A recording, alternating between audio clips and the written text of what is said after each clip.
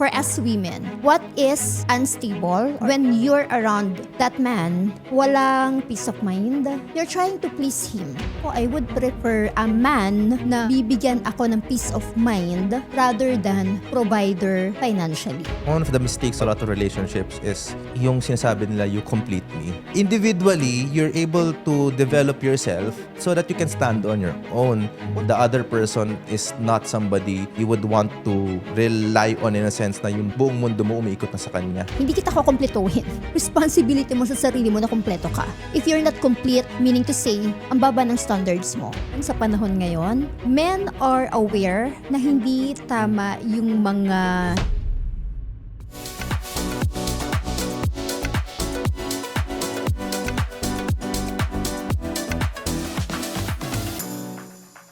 Welcome to Sit Down with Lady Boss Nicole. And today's episode is very, very interesting for us women. Sitting here with me right now is a man na, ito kaibigan ko to at itong lalaking to, he has strong opinions. Like me, he's also emotional.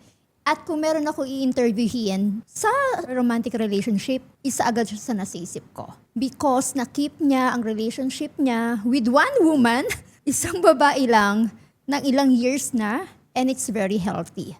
Ladies, kilala ko kayo. Alam natin yan.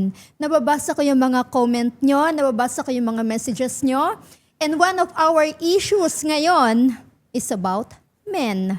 I myself, naging issue ko rin yan. And I had failed relationships. Kaya naman, isa ito sa mga topic na alam kong gustong-gusto niyang pag-usapan. At of course, syempre, gusto natin marinig yan sa isang lalaki with strong opinions at hindi rin siyang takot na magbigay ng comment ngayon kung ano nangyayari sa mga relationships. Okay, with me right now is my friend, a true friend, none other than Brian Ardiales. Okay, Lady Boss, maraming salamat for inviting me on this sit down. Yeah. And Brian is one of the hosts of Life Over Whiskey. Yes. And isa yan sa mga prominent na podcast dito sa Pilipinas. Yes. With multi-million. Sobrang daming views nyo, no? Yes, Sikat and na actually, sikat. just recently, we reached again the top 100. We're top 30 on Spotify Philippines. So, it is an accomplishment. Pero nakakatawa kasi we're just having fun. We're just having a conversation. Hindi naman namin in-expect to receive yung ganong klaseng mga achievements, recognitions. Parang feeling mo bonus na lang.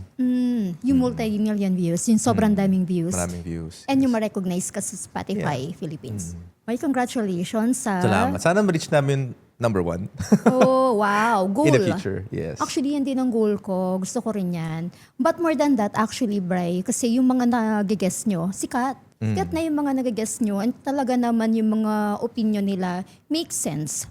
Parang feeling ko sa susunod, guest na namin si Lady Boss Nicole. Gusto niyo ba yun?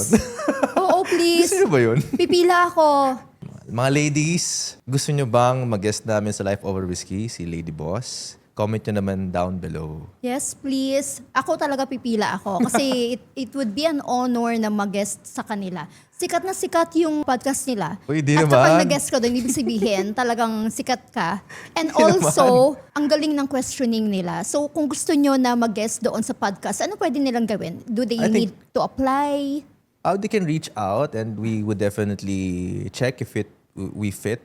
Beyond that, it's just really us having a conversation. Ang whole theme of Life Over Whiskey is life lessons over a glass of whiskey. Siguro dahil nga pag umiinom kayo ng kaibigan mo, di ba parang feeling mo mas open ka to share your thoughts. And so that's kind of what we did with Life Over Whiskey. Pero I mean, a lot of our guests, we don't force naman people to drink. Obviously, some people don't wanna drink. They haven't been, wala na talaga, they stopped drinking or ever since hindi talaga sila umiinom. Kailangan pala uminom ng whiskey habang nagpa-podcast Hindi naman, sa inyo? hindi naman. We're not strict doon sa ganong... Kinabahan Kami, ako. we drink ni Direct J. But hindi naman kailangan. And some guests, they drink wine, coffee, water. Oo nga. Pero disclaimer na lang sa guests namin. So that's how we do the show. Hindi naman kailangan, we don't wanna force people to do something they're not comfortable with. I like what you said, that you are just enjoying and having a conversation. Yun yung gusto kong mangyari ngayon, Bri. Kasi behind the scenes naman, nag-uusap naman tayo kahit walang camera, di ba? We're just casual. Actually, sana nga may camera eh. Ang dami nating topics na napag-usapan na, kung may camera to, ang ganda nito. Sana, oh. Actually, that's also the principle that I have when it comes to producing shows, helping you out here. It's those conversations na we're not able to bring to light. The conversations na may laman, may substance na kahit ako nangihinayang eh. That's why a lot of my friends sometimes call me and tell me, Bri, we're having a conversation here about business, about life. Sana na-record. Are you available? Tapos punta ako agad. I have that story na parang a friend of mine asked me if I'm free. Talaga? Pinuntahan ko. Tapos nag-set up ako doon ng mga equipment. So. Kasi you love talking, and you love having people. conversations. People, ka talaga. But before we start, I think women don't like rich men. I think women like safe men. What's your take? Well, women have a lot going on their plate, number one. Especially if you already have a kid and if you have a family na umaasa sa'yo. And because our body is made different sa inyong mga babae, mas mahirap to regulate emotions. Diba? Regulate moods. Kasi every month, nagkakaroon kayo. And so, you really need that safe space. Mentally, emotionally, financially. It's being able to have the peace of mind eh. Of course, men also want that. But to me, sa akin lang, it's harder for women. For example, sa katulad ko, na I actually don't need men na magpa-provide for me. Pero of course, I'm gonna choose a man na kaya mag-provide and also that would make me feel safe. Kasi sa sobrang busy ko, Brian, hindi ko na kayang mag-waste again ng energy, ng time sa isang lalaki na hindi worth it ang investment ko. Not money not monetary. Pero sa aming independent women. Na Kaya nga lady boss, di ba? oo, na kaya yung sarili, kaya mag-provide para sa sarili, para sa pamilya. Hindi lang yun sa pera, but ako, I would prefer a man na bibigyan ako ng peace of mind rather than provider financially. But I'm not saying na kukuha ko ng lalaki na walang pera. But it would be nice. Di ba? Na maalagaan ka, maparamdam sa'yo na kahit na kaya mong dalhin yan, may lalapit sa'yo, tatapik sa'yo, I can help you carry the load, the burden. It would be nice. Pero andun ka sa spectrum na you are financially capable, you're very independent. So, si Coach V, if you know Coach V, Yes, dating Coach yes, V, I know we her. guested her on the show na Life Over Risky. Sinabi may ballpen. So, yung gitna, kung nandun ka sa far end, ang ma-attract mo is far end then of the spectrum. So meaning, kung you want a very emotionally stable man, yun yung far end. Tsaka, hindi man siya sobrang well-off, he provides you that safety, that peace of mind. Kumbaga, hindi mo pwedeng hingin yung parehas na parehas mo eh. Oh. Hindi, kumbaga, you would ask for somebody who's, kasi you're not gonna fit or match. Parehas kayong, what do you call that description? Parang, Alpha, yes. Diba? Magka-clash kayo lagi eh. Yeah. You need someone who can complement you. Complement or add to what's already there. I think one of the mistakes of a lot of relationships is yung sinasabi nila, you complete me. Dapat kumpleto ka na. Individually, you're able to develop yourself so that you can stand on your own. What does the other person do? The other person adds to an already created masterpiece.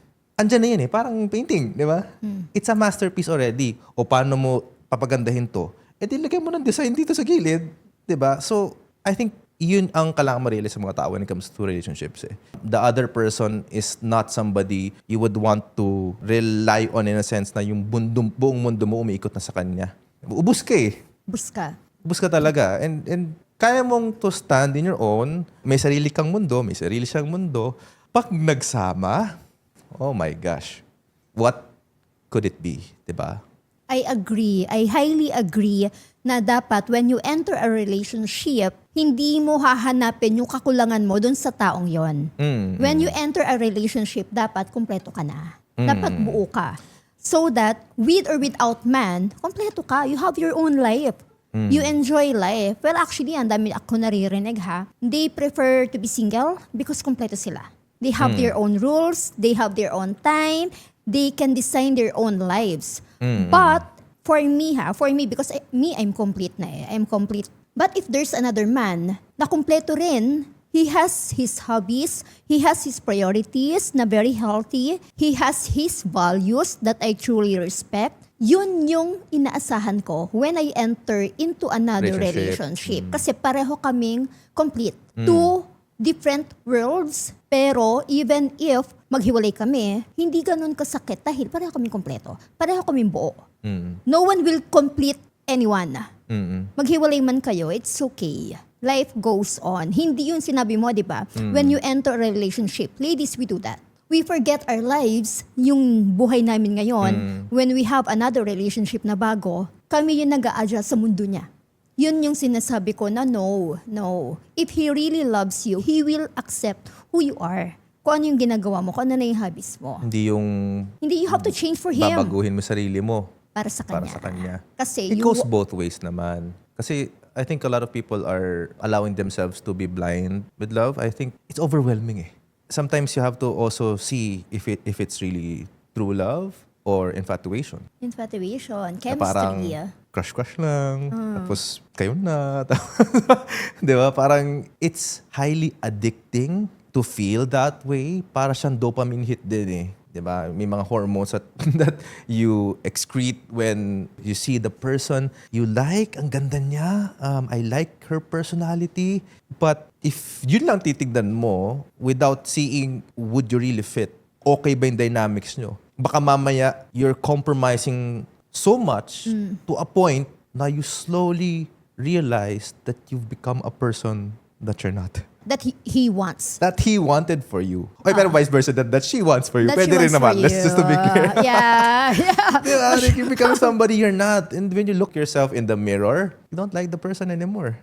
Because it's no longer you. It's no longer you. Hindi na ikaw yun. Yun yung tao na akala mo makakapagpasaya sa kanya, kaya you try to change yourself. Paano kung nandun ka na sa point, you're looking yourself in the mirror and sabi mo, parang di na worth it. Parang ayaw ko na. What do you think they could do in terms of like, how do I address it? There came a point in my life na sinabi ko yan, hindi na worth it yung investment ko dito. Hindi pera. The energy, the time na the binibigay energy. ko. Well, sometimes peace it's of resources, mind. and peace of mind. I think that's very important. So you realize na hindi na worth it because parang you're not getting your peace of mind. Nawala yung peace of mind ko. And hindi na worth it because nawala yung respeto ko sa sarili ko. In what way?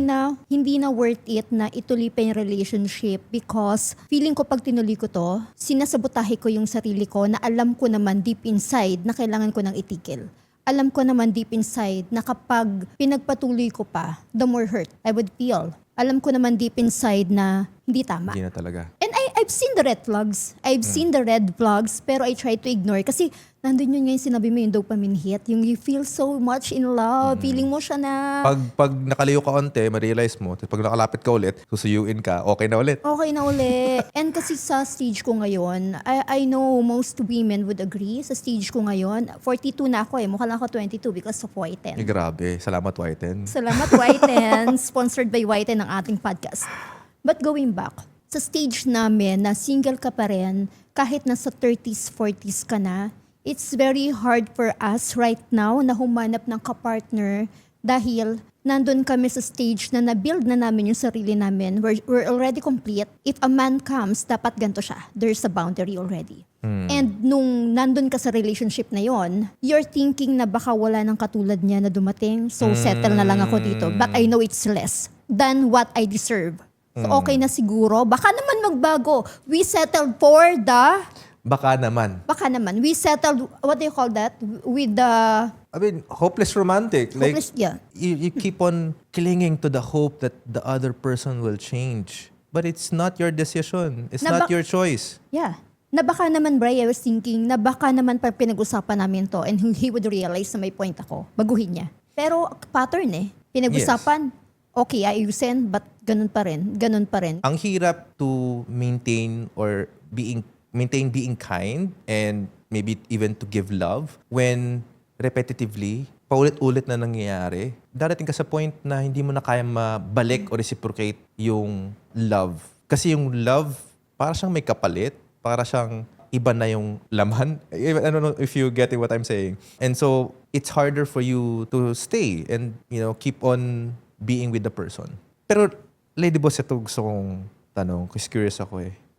When you said na dumating ka sa point na ganoon, ano na-realize mo na na-compromise sa'yo? Kasi sabi mo, you became someone you're not. What? Maybe values ba?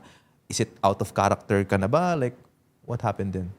The respect, nawawala yung respeto Self-respect? ko, self-respect ko, kasi alam ko na I don't deserve this.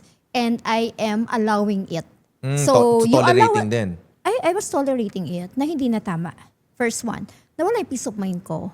I don't feel safe around that person.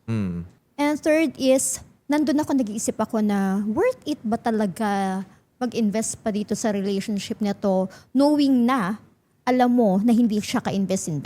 Deep inside, alam ko naman talagang this relationship won't last. Kasi different values, different priorities, and different yung word dun sa action. Sa action. Way different yung mga promises sa first part of the relationship. Doon sa nag-run ng relationship, parang ibang tao yung nag-promise sa Actually, akin. maraming guilty yan. Yung parang sa ngayon. putting, diba, the best foot forward sa simula.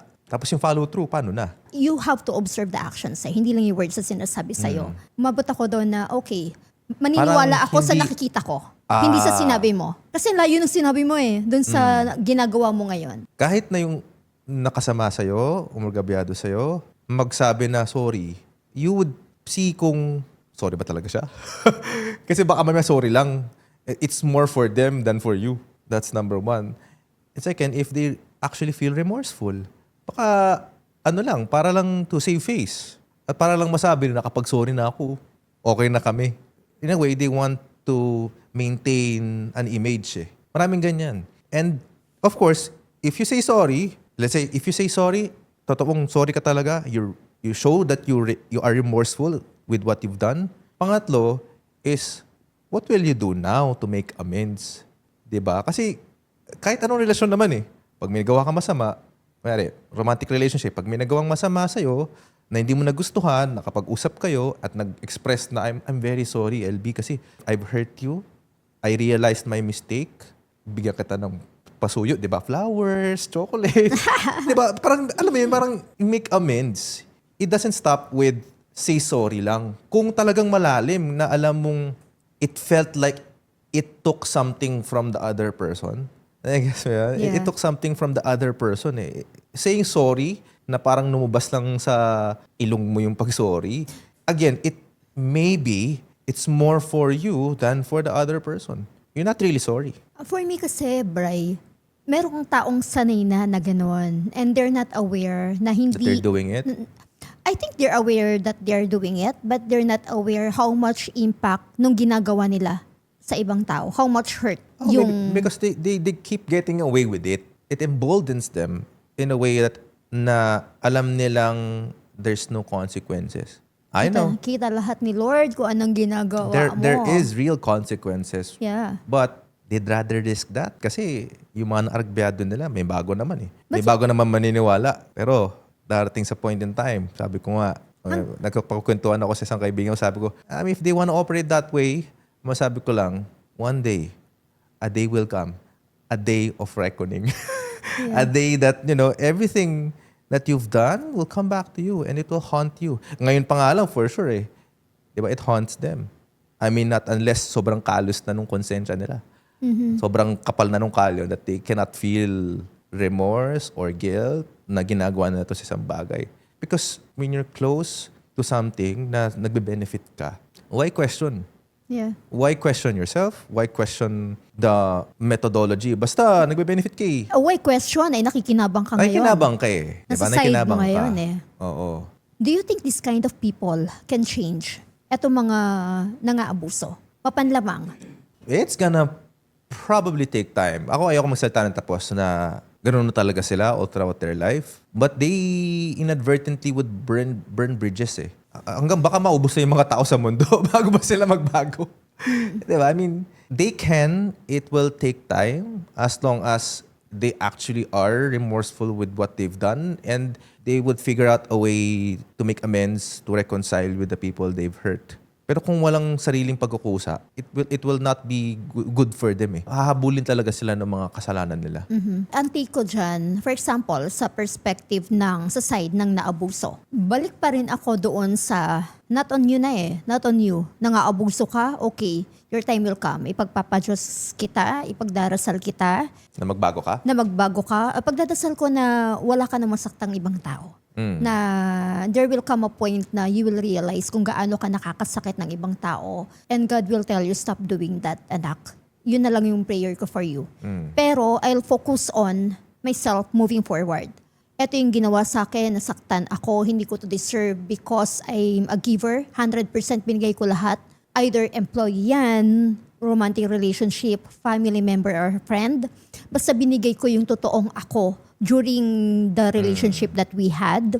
I'm gonna move forward. And moving forward, alam ko na ito yung mga hinihingi ko after naging klaro. this. Naging klaro. Alam ko na ngayon kung ano ang red flags for me na hindi ko na ito tolerate. Alam ko na ngayon bumasa. Alam ko na ngayon na okay, this person doesn't deserve my investment, my time, my energy. This person doesn't deserve to be part of Of your the life. journey of my life.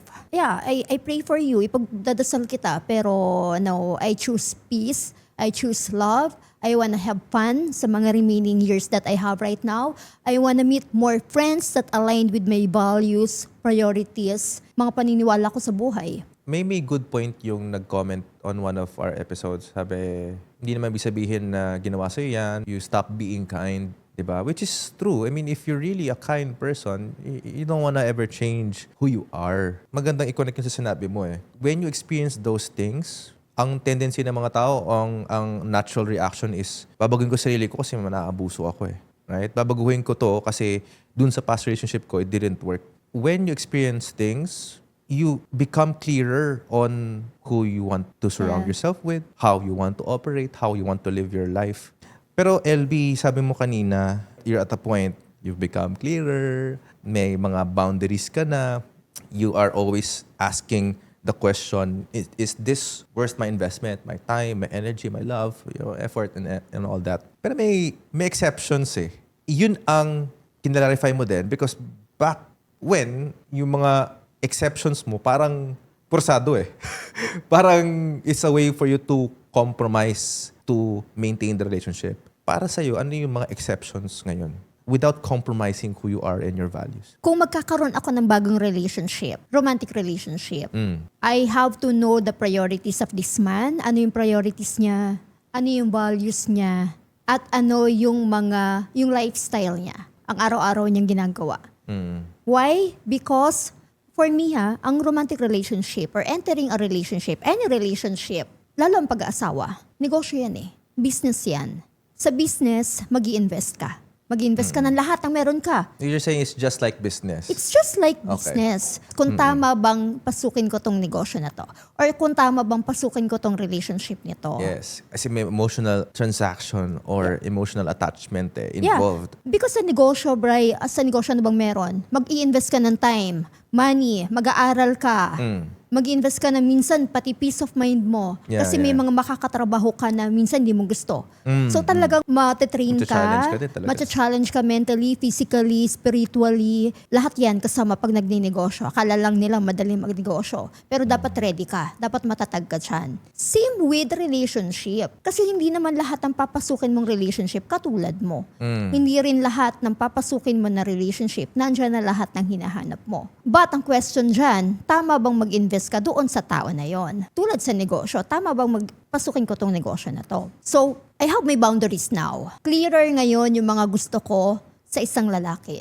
Even sa friendship, I have boundaries na. But going back to romantic partner tayo, kasi most of my audience, Bri, ito yung mga gustong marinig eh. Ano ang boundaries ko? Kapag tong taong to, number one na priority for me, he makes me feel safe. You know why? Right now, sa stage ng buhay ko, I don't need your money. I have my own money. Yeah. Kahit mag-isa ako ngayon, single ako, I can do whatever I want, whenever I want, with whomever I want.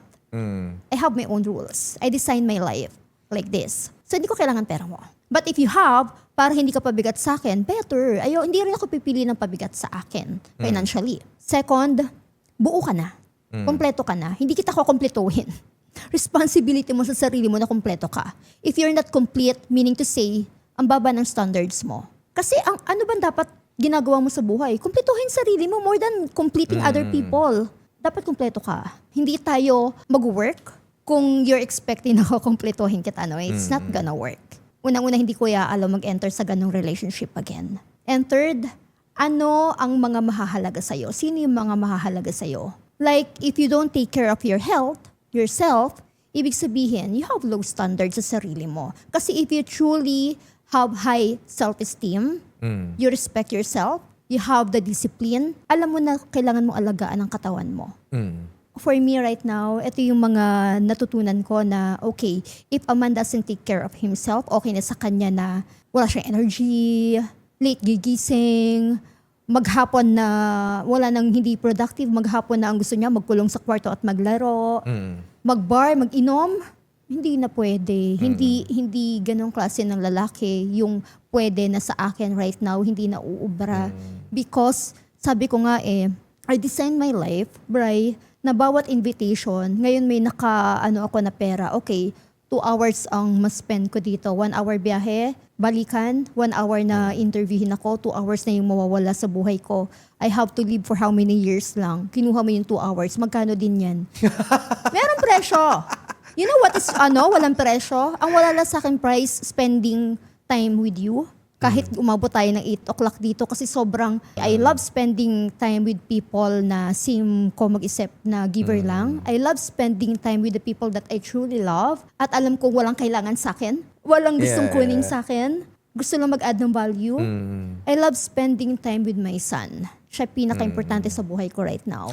Yeah, outside of your relationship, it's parang how they contribute to your life. Obviously, your kid, si Elon, parang lumalaki siya, you wanna be there. So, importante talaga na you spend time with him. Oo. And ang pipiliin ko sa karelasyon, pang-apat, tanggap ang anak ko. Mas mahal ang anak ko rather than mahal ako. Oh, it's hard kasi, as a single mom, maraming single moms na, finding a partner is difficult because you have a child, kailangan tanggap yung anak mo. At the same time, sabi mo nga, mas maganda nga kung mas mahal yung anak mo sa'yo eh. Because it's a package eh. It's not just you. It's also being with your kid. What's the fifth one? Fifth one, mahal si Lord.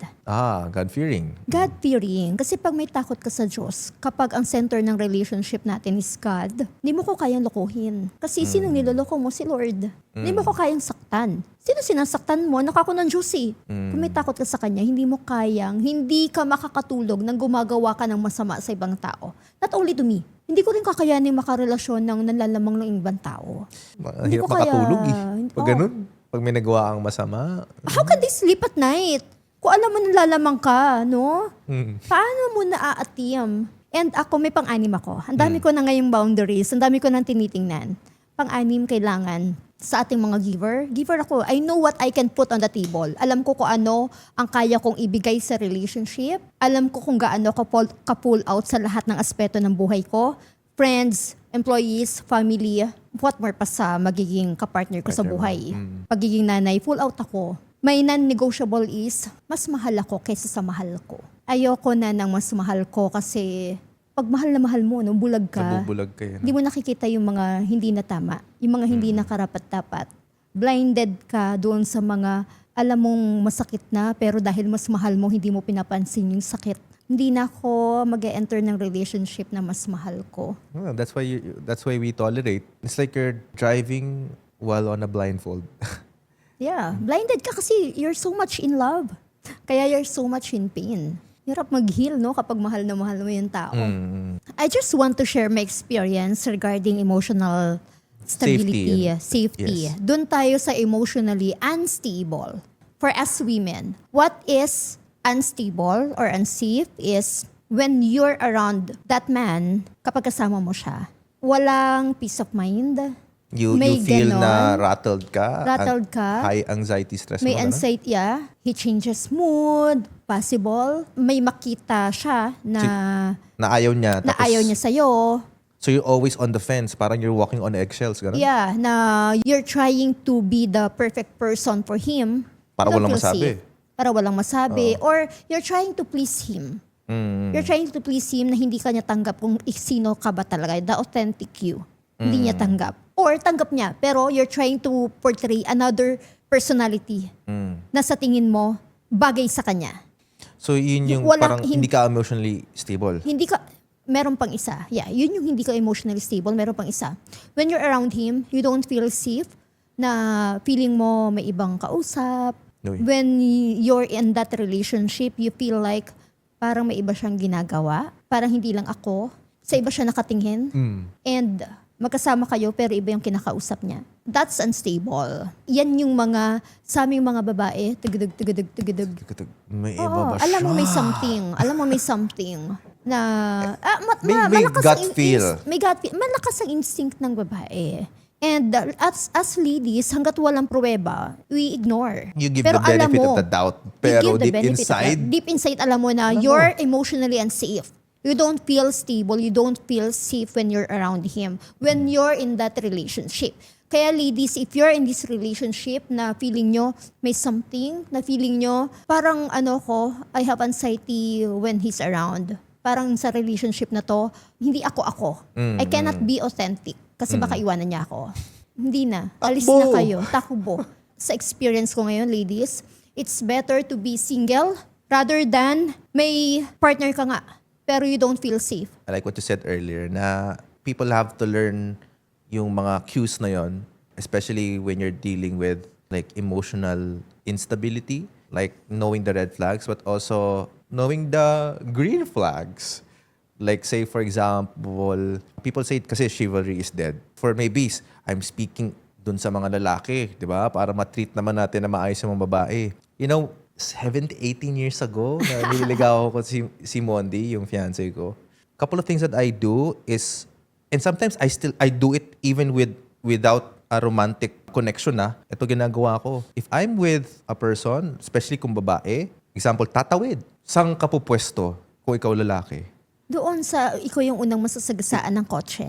Exactly. Ikaw unang sagasaan ng kotse. Ba't parang tumatawa ka? Ikaw ba yung unang masagasaan? But you know what kasi, Wait lang. literally, yan yung emotionally, safe. Hindi, you're safe, physically safe, na dapat talaga, common sense, ginagawa talaga ng mga lalaki. Lalaki, common sense, di ba? Kasi parang, hindi, wag mo na paisipin yung babae na parang masagasaan ba ako o hindi. Kasi, di ba? So, yun, una. Pangalawa, syempre, of course, buksan mo naman ang pinto. Pag buksan mo naman ang pinto, even if it's not a romantic relationship, diba? Yung, kaya sabi na chivalry is dead eh. Pero yun ang mga green flags. What else? Pagpapaupo, diba? Like be conscious naman around like a social setting, for example. Kunyari, nakaupo na kayo, nakita mo may dumating. Mapansin mo yan eh. Pag sa mga grupo nyo, sino yung unang tatayo? Sino yung tatayo to offer their seat? Yeah. Kahit yung simpleng ganun lang, somewhat of a green flags, nakakatulong yun to make the ladies, the women feel safe. Ginagawa Yeah. kay Mondo yun, doon talaga, hanggang ngayon naman, no? Ang sarap, no? Hindi siya pagiging Disney princess, pero yun na yung standards ng lalaki na dapat talaga meron. You have to make, kahit hindi nga yan romantic partner, kahit hindi mo boyfriend, kunwari friend mo lang, yung ipagbukas ka ng pinto, di ba? Yun yung dun siya sa side ng alalayan Sanayin mo lang ka. sarili mo kung ikaw lalaki. Sanayin mo lang sarili mo na parang there's that automatic switch na parang, ay, what would I do in this situation? Like, in the past naman, I didn't know how to do it. Pero parang sabi ko, parang I need to get used to it because I know it's appropriate. And of course, gusto mo nga that your partner, the people you're with, yung friend mo, kahit kung babae, especially kung babae, they would feel safe. Parang naging natural na for me to do that. Yeah, that's the term. Natural na. That should be natural for men na gawin yun, yung being gentleman sa babae. May question ako sa'yo, Bri. Ano yan? 18 years of relationship, madali bang maging faithful sa It's relationship? always gonna be a choice. It's a conscious decision to not put yourself again in compromising situations. Kasi alam mong it will compromise your values eh. And the relationship, wala na to, mawawala to eh. Is that something worth giving up? If tingin mo it's not worth it, why put yourself in that position? Like, mga 5 minutes of kasarapan o kasayahan, Worth it ba ipagpapalit yun? mo sa 18 years of relationship na siya na talaga, siya na yung pakakasala mo sa Hindi altar. siya yung parang, yung sentiment na parang tagal na namin. Diba may ganun eh. Tagal na namin eh. Parang nanghihinayang ka sa tagal. No, it's not that eh. If in my experience is, sabi ko whenever I'm with her, I feel I'm home. I feel like lahat nung pagod ko just melts away. So if I have that, I would choose that over a 5-minute worth of pleasure. Kasi saglitan lang yun eh. And maybe a lot of what society is teaching us today is what can I get instantly at this moment without even thinking ahead. Panandalian ligaya. It's not worth it. Panandaliang ligaya over long-term sustainability or long-term peace of mind. Which would you choose? Diba? And not only that, no? I think yung cheating, for me, cheating, it's not about kung anong mararamdaman ng isang tao. For me kung gano'n mo siya makamahal. Kung talagang mahal mo siya, hindi mo yan dapat nagawa. But it's on who you are. I'm not a cheater. I'm not gonna do that. Mahal kita o hindi, it's not me. Hindi ako ang tipo ng taong mag-cheat. It's on the person. Hindi doon sa kung gaano ka perfect yung karelasyon mo o gaano ka perfect ang relationship nyo kaya hindi ako mag-cheat dahil hindi ko na siya gustong mawala. No. What kind of person you are? 'Di ba?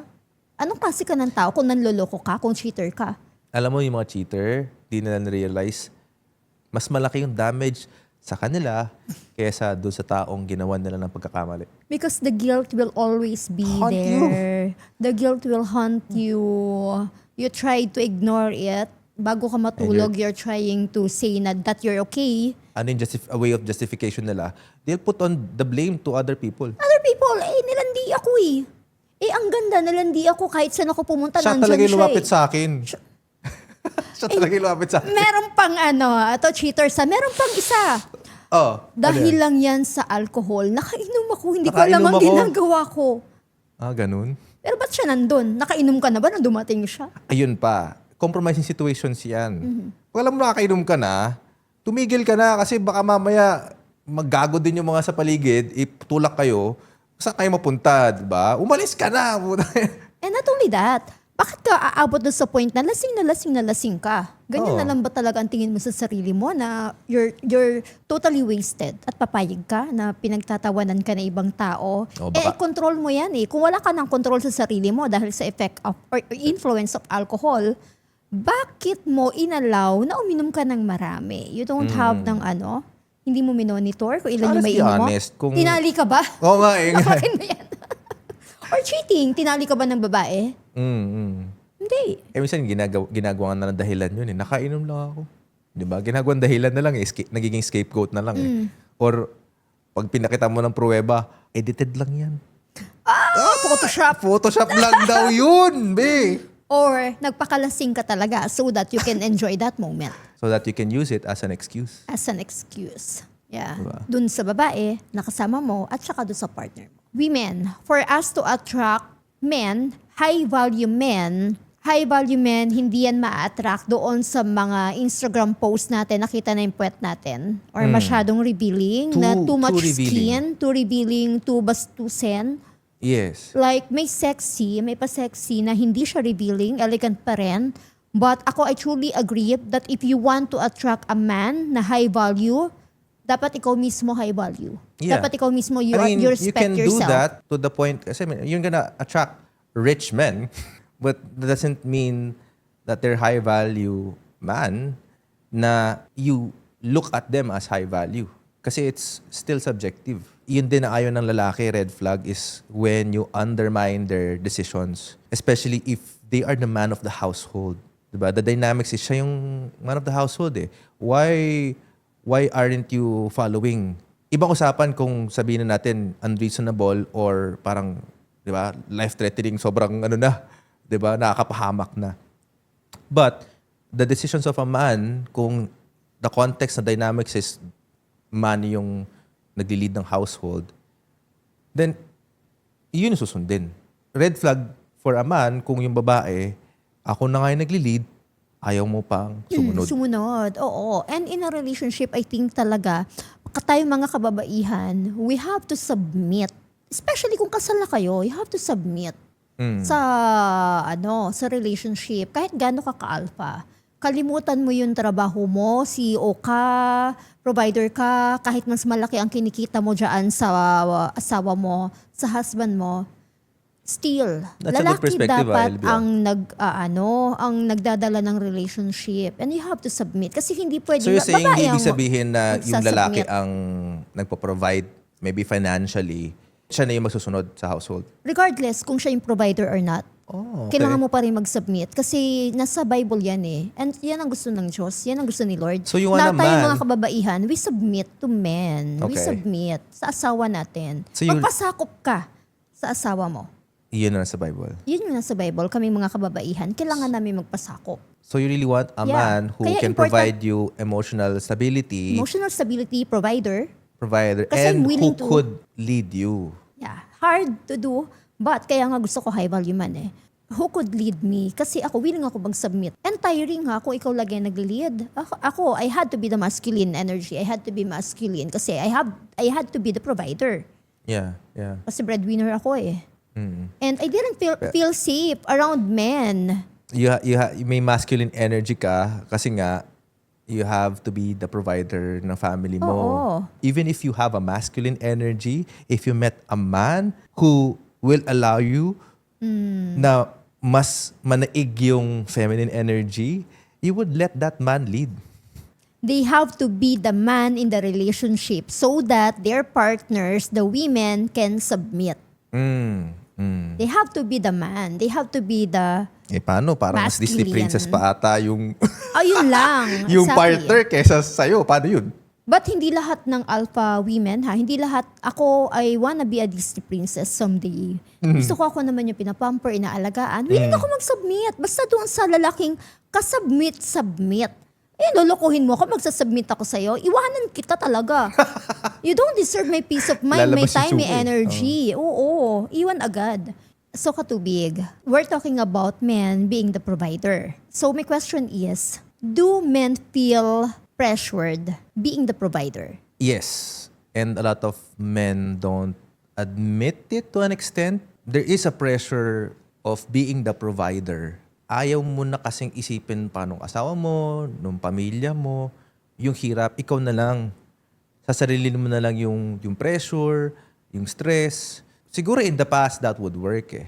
Because kaya mag-provide with just you working. Ngayon kasi hirap na eh.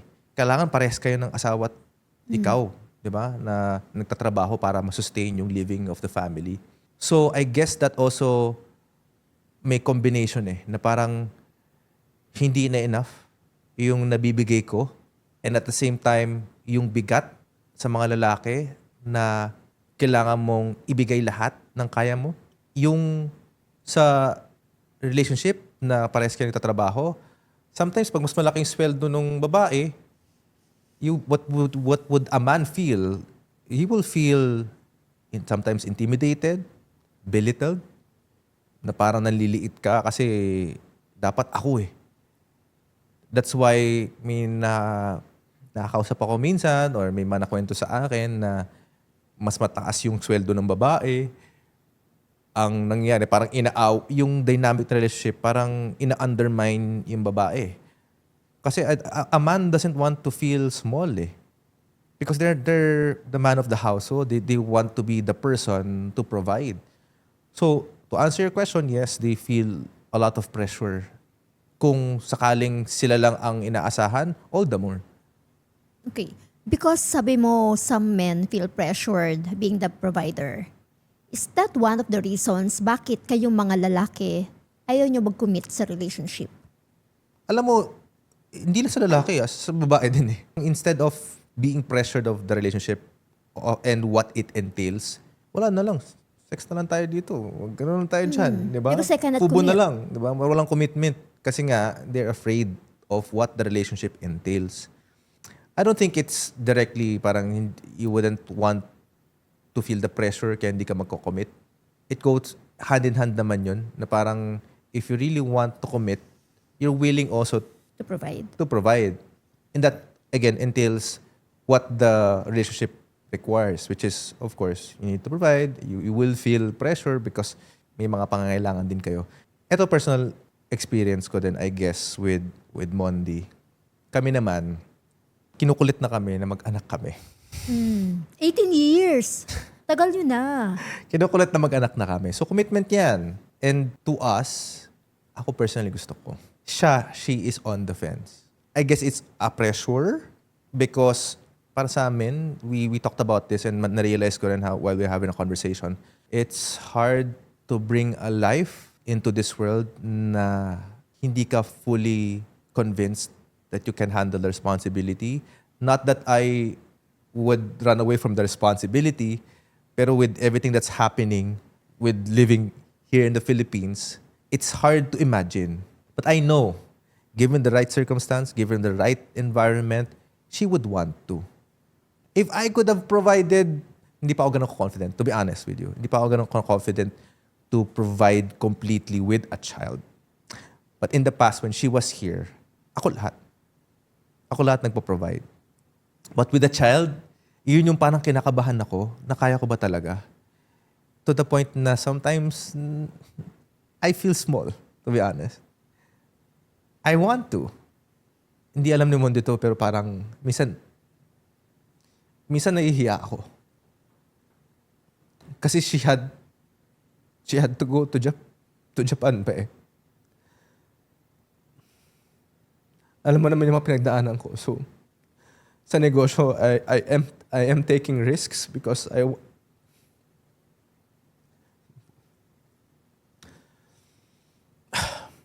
sa negosyo, I'm taking risks because I want to provide better life for her, to be able to give back to the people that I want to be able to provide to the people who matters the most, my family. My parents aren't getting any younger. Pero, ayun, sa totoo lang, minsan, nakapangliit na gusto ko mag-anak eh. If I'm able to provide that sense of security and peace of mind sa kanya dito, hindi niya kailangan pumunta dun. Putting things into perspective, I guess, naramdaman ko naman that yung mga pinupundar ko sa negosyo, it's bearing fruit naman na. Minsan nagmamadali tayo na makuha agad eh. The ideal situation to do something. But I guess we're being prepared for greater calling. But if I could have, sana hindi na siya umalis. Totoo lang. Medyo nag-emotional ako kasi hindi ko sinabi sa kanya eh, na kung kakayanin ko naman na dito ka na lang, huwag ka na umalis. Okay naman yung negosyo. But the conversation is, I'm still building something. Let's just try to build simultaneously there because the place gives you peace of mind. Dito medyo stress ka pa. Insurance dito napakamahal. Diyos ko. HMO doon, ito, nagkasakit siya and all, na hospital, parang 2,700 lang binayaran in pesos. 2,700 pesos. I'm like, I'm sold with the quality of life that we're gonna be able to have there. It's better than here. Pero there's still a part of me wishing na sana hindi na tayo nagkalayo. Diba? Sana nandito ka na lang, pumaldo ko sa business, lumaki yung business, and I'm able to have a life with you here na hindi mo na kailangan to provide get opportunities out. So, it's hard for me na hinayaan ko siya, nilet go ko, na pumunta ka, LDR tayo. I don't want to box her eh. I'm clear with what I want to do, how I want to live my life, and yung mga passions ko na gagawa ko, I'm happy with that. Pero I can't contain her dito sa akin lang sa mundo ko to eh. Yung pinag-usapan na mundo ko to. I tried to do that before. Didn't end well. I realized that I can't force her to live within the world na binuo ko for me. She can have her own thing. And let's figure out a way that we can build a bridge. If we can cross over, we can have like a a meeting point with those two worlds. And that's our safe space. I mean, you can still go to my place, check out ito ginagawa ko. I'm so happy that when we conducted a program sa Japan, andun siya. It was like, you being able to see what I do and how what I do helps people. So, hindi man ito yung pinakagusto mo gawin, at least nakikita mo eh. And vice versa, there's a lot of times na pumunta ako sa Japan, pumunta ako sa work niya sa, she teaches English to Japanese students. So, ang technique ko is, dahil gusto ko ma-immerse sa mundo niya, sabi ko dun sa may-ari, I'll document, take videos, you know, because I want to see her world. Sorry.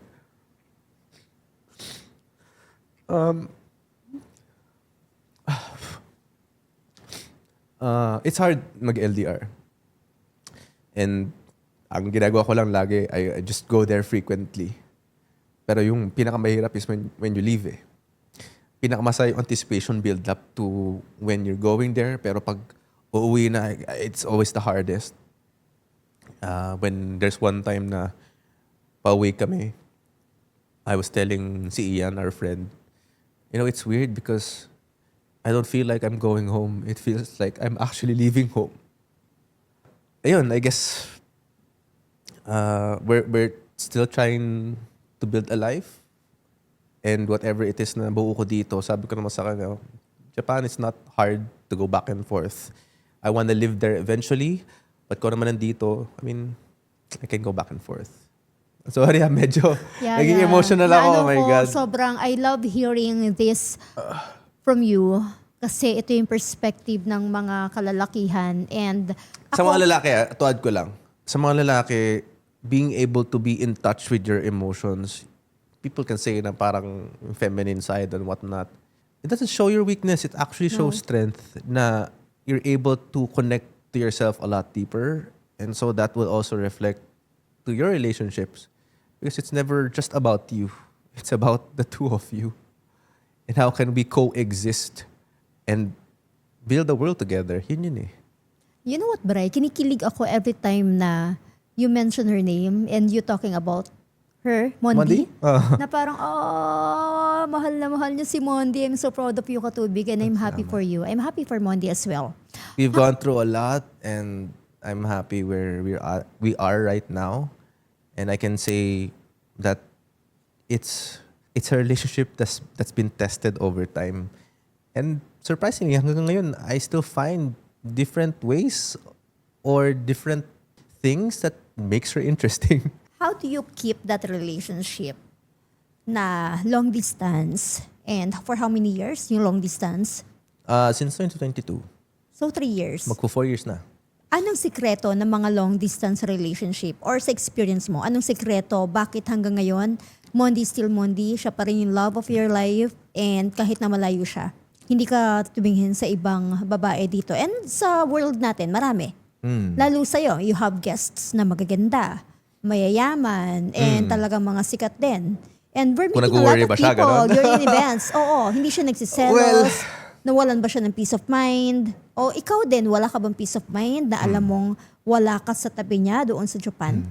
So there's a lot of factors that goes into parang how to make it work. Obviously, number one is may assurance ka na sa sarili mo, may self-assurance ka na eh. And secondly, have you developed that deep trust with your partner?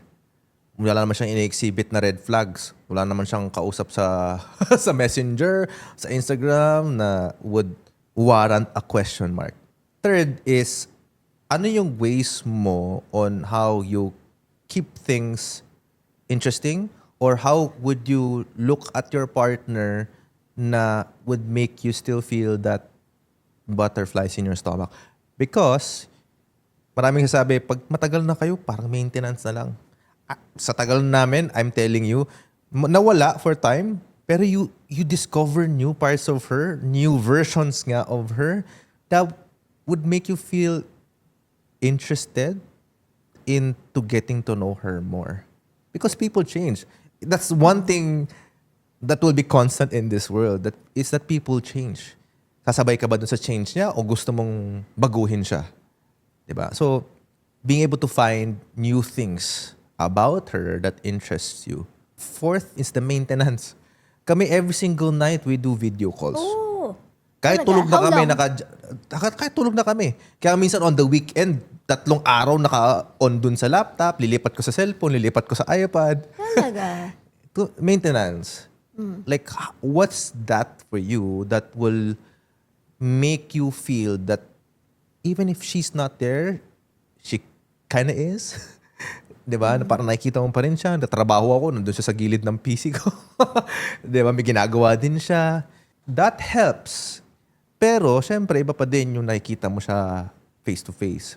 So, the fifth one is what are the compromises na pwede mo gawin? So, 2024, 4 na beses ako dun sa Japan. Like, every quarter I went. Last year, twice ako. So, this year, magta-tries ako. It's that pagkukusa. What can you do to make sure that your partner, even if LDR kayo, will feel safe and assured? Minsan reassurance eh. May Ito assurance. siyempre, madami na kami nag-guest sa mga show namin. Doon po, sabi ko talaga, grabe baby, ang ganda nito, ang ganda niya, ganun. Pero I wouldn't make her feel parang threatened. Pero kasi I always give her somewhat of a self-assurance na conversation. Para hindi siya magdalawang isip sa akin. Yeah. There's something, Bray, na gusto kong i-highlight sa sinabi mo kanina. Going back to, narinig ko you said na the reason why hindi pa kayo nagsasettle down or nagpapakasal or nag-aanak is because gusto nyo ready na kayo kapag nandyan na. So, Mondi, if you're watching right now, here's my take. Kaya ako nagkaanak nung 39 na ako. Umabot ng ganong edad is because yun din ang gusto ko. Gusto ko sure na ako dun sa lalaki na magiging tatay na anak ko na siya na talaga. Gusto ko financially stable na ako kapag nag-anak ako. But you know what? Dumating si Elon sa buhay ko na hindi ko siya ina-expect. I was financially stable that time, but emotionally chaotic. Emotionally unstable. Hindi ako talaga spiritually, emotionally, mentally basag na basag ako, broken ako. I wasn't broke, but sobrang broke ako when he came. But you know what, when he came, siya yung nagbago ng buhay ko. Na nung dumating siya, I've realized na ang pag-aanak, there's no perfect timing. Pag dumating yan dyan, lahat mag-a-adjust. And these kids, sila yung magbabago ng buhay mo. Sila yung magbabago ng buhay mo, naiisipin mo na sana hindi ako nag-antay ng ilang years na ayusin muna lahat bago ko mag-anak. Sana matagal ka nang dumating sa buhay ko. And ikaw lang palang inaantay ko for me to have another perspective na bakit kailangan ko mabuhay everyday, bakit kailangan kong bumangon, lumaban, is because of you. When I got Elon, not only he changed my life, pero mas naintindihan ko yung purpose ko dito sa mundo when he came. Mas lumalim yung pananaw Mas mo sa buhay. lumalim, mas nagkaroon ako ng reason to move forward. Nung dumating ang anak ko, lahat kaya kong harapin because I have him. Kahit anong problema, kahit anong sakit, kaya ko na ngayon because I have him. He is the masculine energy that I had to be. Nang dumating siya, there's another masculine energy that complete me. I felt complete when I had a child. In the context kay Mondi, I hope that eventually she would realize na it's not so bad to have a kid. And nagawa namin na paraan and make it work. Excited for that. So, Bri, for my last final question, what breaks a man more? Disrespect or rejection? In my opinion, what breaks a man more is the disrespect. I think a lot of men can tolerate rejections kasi maybe in most of our minds, pwede naman sa ibang bagay o maybe in terms of romantic, pwede namang ibang tao ang makarelasyon ko. Pero yung disrespect, that's something I don't think any man would want to tolerate. It belittles or make parang yung ego nila natatapakan in a sense. But definitely nobody wants to be disrespected. For a woman naman. For a woman, what breaks us more? If disrespect or rejection? Disrespect. Disrespect talaga. Mas masakit yun na dinisrespect ka. And kapag ganun, stop na. Stop na. Yun yung non-negotiable dapat ng mga kababaihan. Hindi natin ito tolerate at hindi namin i-allow. Siguro dahil rejection is like, could be one-off lang eh. Oo. Parang isang beses lang nangyari, pwede ka nang on to the next. Pero kapag disrespect, sometimes it happens more than once. Lalo sa taong mahal mo, kapag na-disrespect ka, mas masakit. Titiisin mo, ganun. Titiisin mo ba? Oh, hindi dapat. You have to value yourself more. Ang sarap din palang pakinggan yung perspective ng mga kalalakihan. Hindi lang kasi kaming kababaihan, magsama-sama kami, ang dami-naming issue eh. So ang galing lang kasi it's very different kapag lalaki yung kausap mo. Na dapat pala ginagawa ko to lagi. At least naririnig ko yung side nyo. Na kasi masyado akong feminist eh. Bias nga. Bias kung tutuusin. Kasi I hear more from women. And I don't hear from men. Kahit sa good thing na, okay, sa mga susunod ko relationship, dapat pala ganito. Kasi mas in-honor or mas na-appreciate ng mga lalaki yung mga gantong bagay. At least you have the hint, no? Meron ng tips coming from Yeah. men like you. I don't assume to be the best of the best. Obviously, may mga pagkukulang din ako. I mean, that's the meaning of life and how we want to live our lives with the people around us. And obviously, sino ba yung pinakamalapit sa'yo? Or your family and the person you want your heart to belong to. Eventually, di ba? We need to find a way that we can, again, coexist. Having our own worlds, but having a world together. Yeah, I envy you actually. If there's something that you have that most of us truly want to have, is yung healthy relationship mo na hindi siya mabibili ng pera. Peace of mind with your fiancé.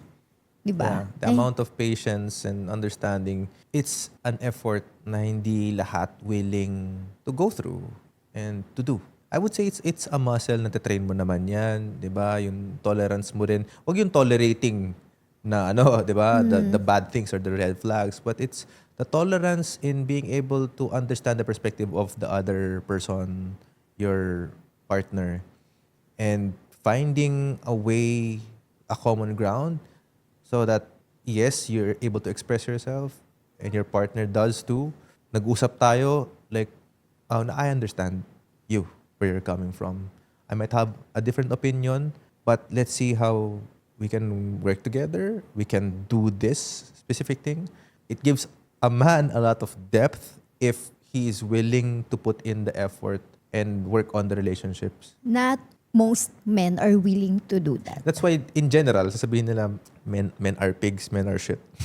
Kasi majority eh. And when you say something na parang as conclusive as ganun, it's because it's the majority. Statistics-wise eh. Kaya diba sa statistics, pag sinabing 70%, 80%, ganyan. In conclusion, napapunta tayo, ang mga karamihan na lalaki, na dadamay sa conclusion. Nadadamay sa conclusion. It's inevitable. But you know what?